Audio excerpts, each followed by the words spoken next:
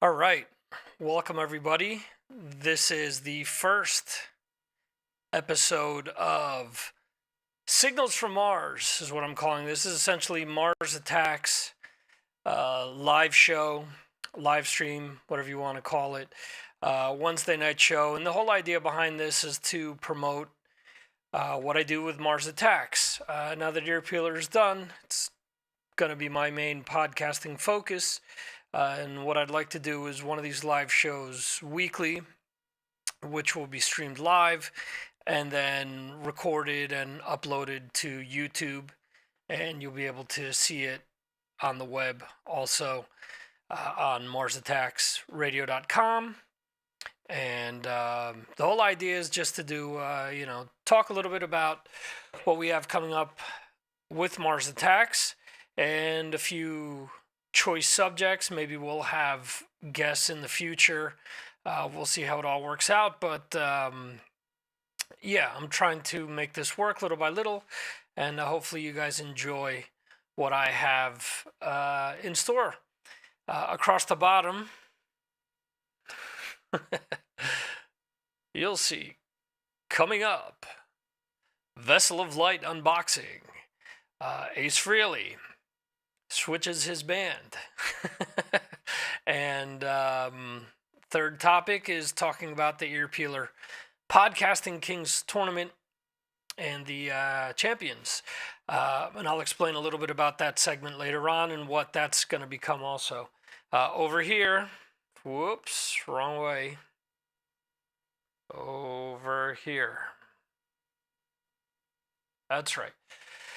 If you want to get in touch with me, Twitter, Instagram, or Facebook, there you have it. At the end of the show, we'll show you links to all the pertinent stuff with regards to Mars Attacks and the website, the Facebook, and Twitter, so on and so forth. So there you go. So for now, what I'm going to do with Mars Attacks, again, I'm going to start it back up. My first intention is to start editing stuff to release the remaining balance of the classic albums series. And from there, I'm going to start to include other interviews that I've done along the way, maybe some music shows, and it's kind of up in the air as to what I'm going to do with regards to what I'm going to do with some of my other shows. I'd like to do all of them, but it's not necessarily what I'm going to do. So we'll see. I'll talk more about that in the future.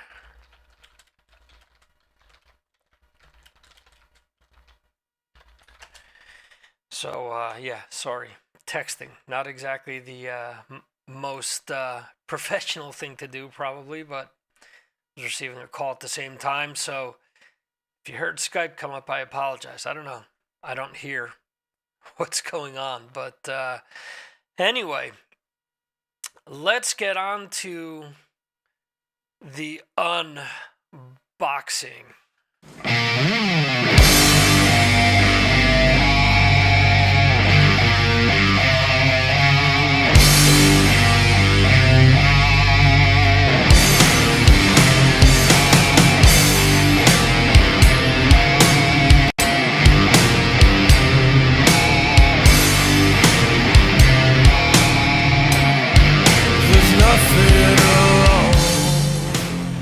All right, so Vessel of Light. This is Woodshed. This is their first full-length album. They released an EP last year. And so I got the CD and the vinyl package, as you guys can see here. The CD, I opened it up there, pulled the CD out, and this is what the cover looks like. Obviously, it's what's shown there. And for some reason, this jumped over one of my slides, but anyway, there's the catalog that came with it as well for some of the label stuff. The label is Argonada Records out of Italy.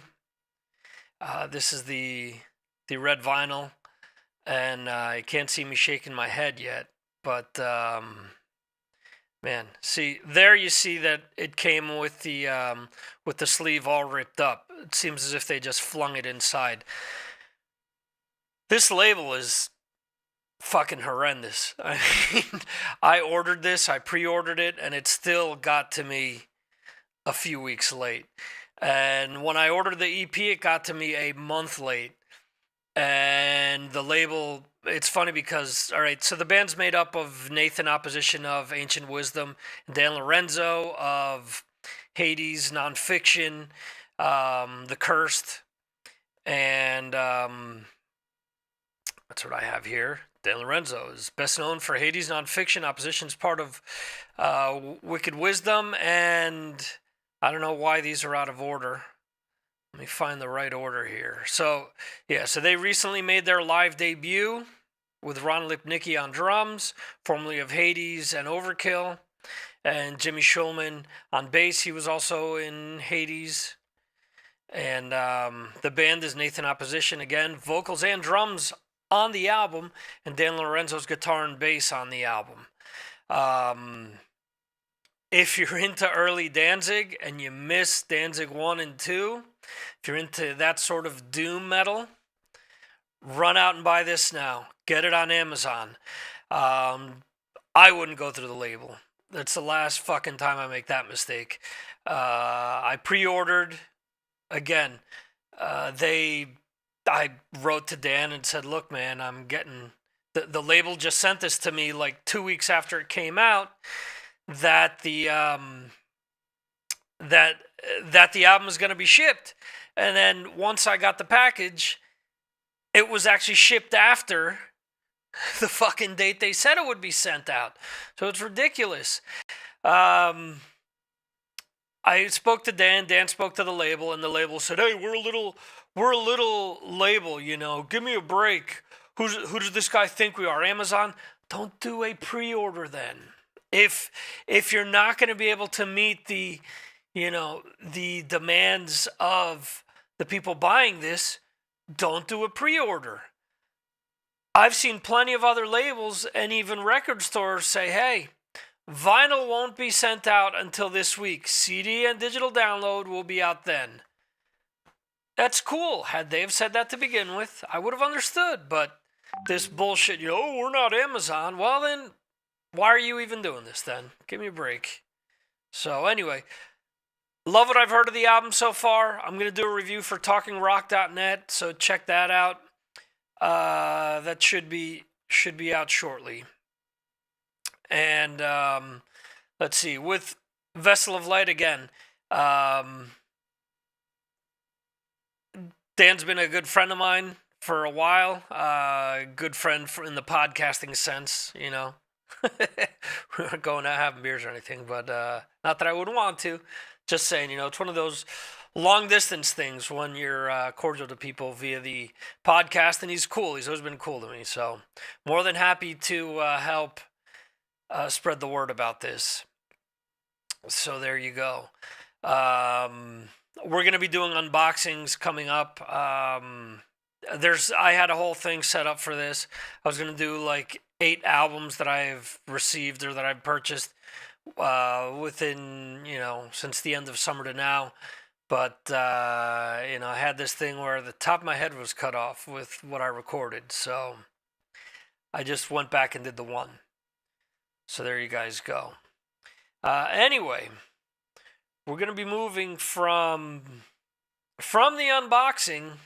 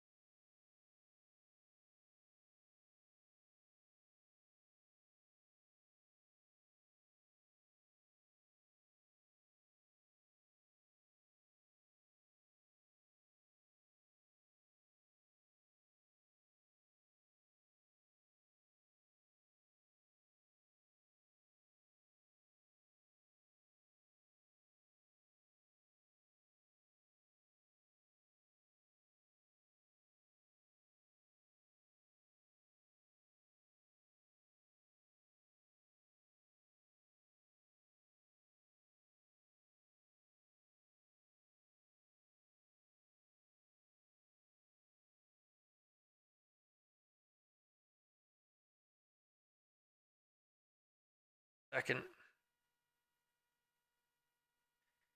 I guess we can't add shit on the fly. Yes, we can. All right, I apologize. So, how many songs did Gene have that Ace did, how many songs did Gene play with his band that he didn't play with anyone else? Previous to that, where Kiss didn't do any of the songs.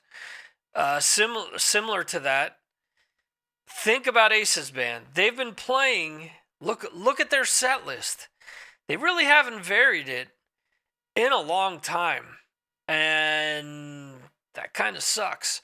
And with these guys, they can play pretty much anything. So what I'm thinking here is that's exactly what's going to happen. Is that they're gonna they're gonna end up playing this solo album, and they're not gonna have any problems with doing songs that Ace hasn't played in a long time, because these guys from the Rock and Roll Residency are used to doing all this stuff. They're used to pulling rabbits out of their hat, per se, and they're not going to have a problem. So I think Ace may have done this more than anything because maybe he wants to play different stuff.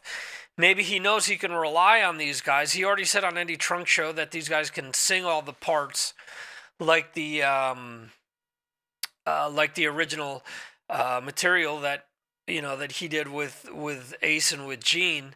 So that kind of surprised him.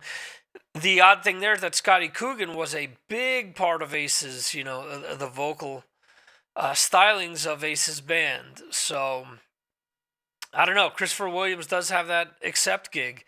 Does Accept pay more than Ace does? I don't know. So we'll see. Maybe Scotty will come back and have to fill that role, because if he's looking for people to, sing that way, or maybe he's got enough with the other guys. I don't know. We'll see. So... anyway, so that's my theory. He wants these guys because he's gonna do the '78 solo album in its entirety, at least at a Kiss Expo in New Jersey around Christmas. So next, I want to talk about the Ear Peeler Podcasting Kings Championship or tournament or whatever. In the end, Rock and Metal Combat Podcast rose to the occasion, and their fans rose to the occasion, and they won it. As someone put it to me, they wanted it more than anyone else, so it's what it is, They won. And like I tried saying the other day, less is more, so I'm not going to really talk anymore about the tournament. Just say congratulations to those guys and discuss what this segment is going to be about. I still want to feature podcasts. That's still my end game. I love podcasting. There's no if and or buts about that. So what I'm going to do is, If you want me to talk about your podcast to help promote your podcast, drop me a line. input@MarsAttacksRadio.com, and send me a little snippet that you want me to play from your podcast, so that I could talk about it here. And that's what we'll do. We'll play a little segment, and I'll promote your show. That's all you got to do. We'll see, depending on the response from people, how many of these segments I do.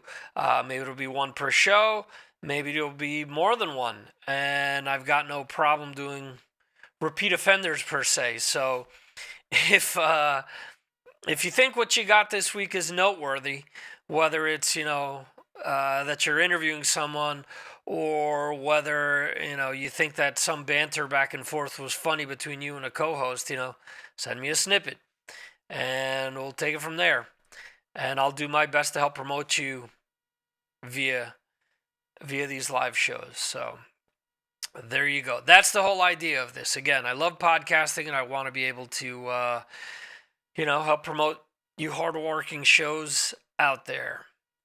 So this is the first show. I don't see the only people that have kind of checked in are Sammy from here in Spain, drummer of various bands. Hello, Sammy. Hope you are doing well.